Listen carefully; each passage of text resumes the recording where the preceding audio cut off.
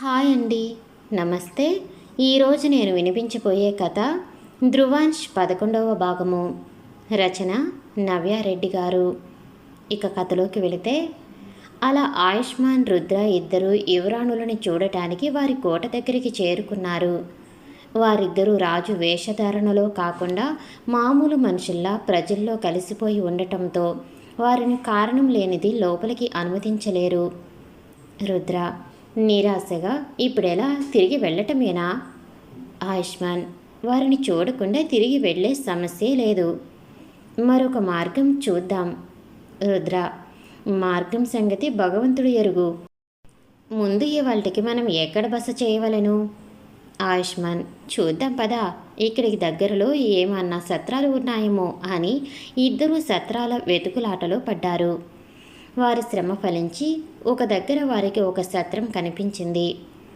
ఇద్దరూ అందులోకి వెళ్ళి ఆ రోజుకి విశ్రాంతి తీసుకుని మరుసటి రోజు యువరాణులను చూద్దామని భోజనాలు ముగించి నిద్రకు ఉపక్రమించారు. కానీ ఆయుష్మాన్కి ఎంతకీ నిద్ర రావటం లేదు. పక్కన చూస్తే రుద్ర కూడా అలానే నిద్రపోకుండా ఉన్నాడు. ఆయుష్మాన్ ఏమి మిత్రమా, విశ్రాంతి తీసుకోకుండా ఏదో తీవ్రంగా ఆలోచిస్తున్నారు? రుద్ర మా విషయం సరే, మీరు విశ్రమించకుండా ఏమి ఆలోచిస్తున్నారు? ఆయుష్మాన్ ఎందుకో యువరాణుల వారిని చూడాలి అని మా మనసు ఉరకలు వేస్తుంది. రుద్ర మాకు కూడా అటులనే ఉన్నది. ఆయుష్మాన్ అటులైనచో వెళదాం పదా, చూసి వద్దాం. రుద్ర కానీ ఎలా మిత్రమా, ఇప్పుడు చీకటి పడినది, పైగా కోటలోనికి ఎవరికీ అనుమతి లేదు. ఆయుష్మాన్ పర్వాలేదు పదా వెళదాం అని రుద్రకు మాట్లాడే అవకాశం ఇవ్వకుండా లాక్కుని పోయాడు. ఇద్దరూ కోట వెనుక భాగం చేరుకున్నారు. రుద్ర ఇది ఏంటి మిత్రమా, ఇంత పొడవుగా ఉన్నది అని అక్కడున్న గోడని చూస్తూ అన్నాడు. ఆయుష్మాన్ మరి మనం వారి కోసం ఈ మాత్రం సాహసం చేయవలను కదా. రుద్ర అది నిజమేలే పద అని ఇద్దరూ ఆ గోడని ఎక్కేలోగా అటు నుంచి ఒక సంచి వీరి మీద పడింది. రుద్ర అబ్బా ఇదెవరు వేశారు అని ఇద్దరూ పైకి చూసేసరికి గోడ మీద కర్ర పట్టుకుని ఒక యువతి నిల్చుని ఉంది. అలా చూస్తుండగానే ఇంకొక యువతి ఆ గోడ మీదకి ఎగిరి వచ్చింది కర్ర సాయంతో. ఇద్దరూ ఆ కర్రని కిందికి వేసి ఒక్క ఉదుటిన దూకి నేల మీదకొచ్చారు. ఆయుష్మాన్ రుద్ర ఇద్దరూ షాకింగ్గా చూస్తున్నారు వాళ్ళ వైపు. వాళ్ళిద్దరూ చేతిలో ఉన్న కర్రలని అక్కడే పక్కన పెట్టి సంచి కోసమని ఇటు చూసేసరికి ఆయుష్మాన్ రుద్ర ఇద్దరూ వాళ్ళనే చూస్తుంటే ఇద్దరూ ఒకరు ఆయుష్ ముందుకు ఒకరు రుద్ర ముందుకు వెళ్ళి నిల్చుని వాళ్ళ ఫేస్కి కప్పుకున్న క్లాత్ని తీసేశారు. అంతే, వాళ్ళని చూసి ఆ ఇద్దరు మిత్రులు అలా ఉండిపోయారు. ఆయుష్మాన్ వదనమా లేక వలపుల వర్షమా, నయనమా లేక నిశను పుట్టించే యంత్రమా, నాసికమా లేక స్వయంగా మన్మధుడే చెక్కిన భాగమా, ఆదరమా లేక శృతిమెత్తని కుసుమపు సమ్మోహనమా, కంఠమా లేక సంగీత సవ్వడి విరచిమ్మే శంఖమా, ఉదరమా లేక వలపన్ని నన్ను లాగిన గాలమా, చరణమా లేక మయూరీ చరణ సహచరమా, అదివవా లేక అరుదైన అందాల నిధివా, నీ సొగసు చూడతరమా. రుద్ర నేలకి నిచ్చెన వేసి బూకి దిగి వచ్చిన దేవకన్యవో, నీ అందానికి బానిసనై వెంట వచ్చిన మన్మధుడినే, నెమలి కన్నుల నెరజానవో, తీపి పెదవుల తేనెటీగవో, పురివిప్పిన నీ అందాలతో మైమరిచెను నా మనసే, చిరుగాలిలా నీ చూపులు తడిమెను నా గుండెనే, రంభ ఊర్వశి మేనకలు సైతం చిన్నబుచ్చుకోరా నీ అందం చూసి, ఆ దేవేంద్రుడే దిగిరాడా నీ వంపు సొగసును కన్నేసి, కోటి దివ్వుల కాంతులే నిండెను నీ ముఖార విందాన, నవరత్నాలే రాలిపోయెను నీ చిరు మందహాసాన, నీ మోము చూసి ఆ జాబిలే మబ్బుచాటుకు జారిపోదా, నీ కన్నుల వెలుగును చూసి చుక్కలే సిగ్గుతో మాయమైపోవా. ఇలా వాళ్ళిద్దరినీ చూసి ఈ ఇద్దరు మిత్రులు చుట్టూ ప్రపంచం మర్చిపోయి వాళ్ళని అలానే చూస్తుంటే ఇద్దరికి మెడ దగ్గర ఏదో తగులుతున్నట్టు అనిపిస్తే తేరుకుని చూసుకున్న వాళ్ళకి వాళ్ళ మెడ మీద కత్తి పెట్టి వాళ్ళనే చూస్తున్న యువరాణులను చూసి మళ్ళీ ఊహాలోకంలోకి వెళ్లేలోగానే అవంతి, ఎవరు మీరు అని కత్తిని రుద్ర మెడకి ఇంకా దగ్గరగా పెట్టి అడిగింది. ధ్రువ్, బందిపోటులా అని తను కూడా ఆయుష్కి ఇంకా దగ్గరగా తీసుకెళ్ళింది కత్తిని. దాంతో ఇద్దరు మిత్రులు తేరుకుని, అది మేము. ధ్రువ్, బందిపోటులేగా, ఇంకా ఎంతమంది ఉన్నారు మీరు? అవంతి, వీళ్ళని ఇలా కాదు, కారాగారంలో పెడితే అప్పుడు చెప్తారు.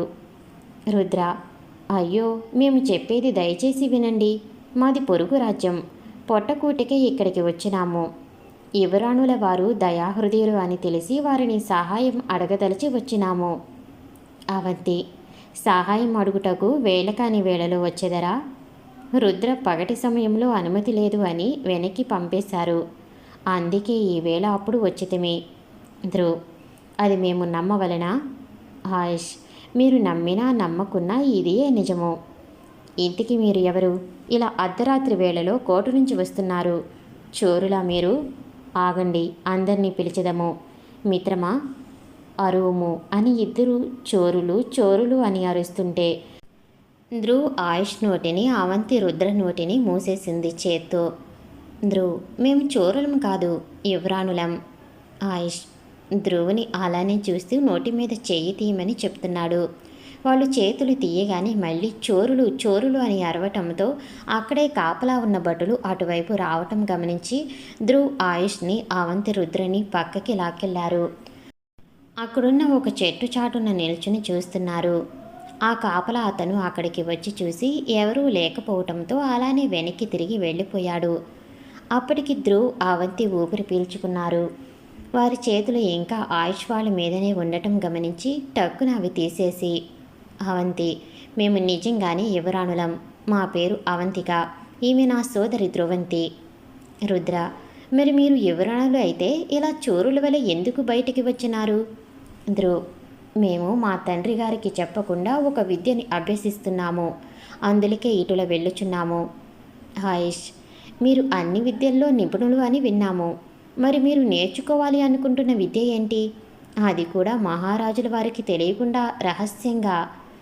ధ్రువ్, మేము జలస్తంభన విద్య, దృష్టి వంచన అనగా అంజన వంచన విద్య నేర్చుకోదలచాము. ఆయుష్, జలస్తంభన విద్య అని ఆశ్చర్యపోతూ, మాకును అది నేర్పెదరా? రుద్ర, మిత్రమా, నీకు అది వచ్చునుగా, ఇంకా ఎందులకు మళ్ళీ వీరిని అడుగుచున్నావు నేర్పమని?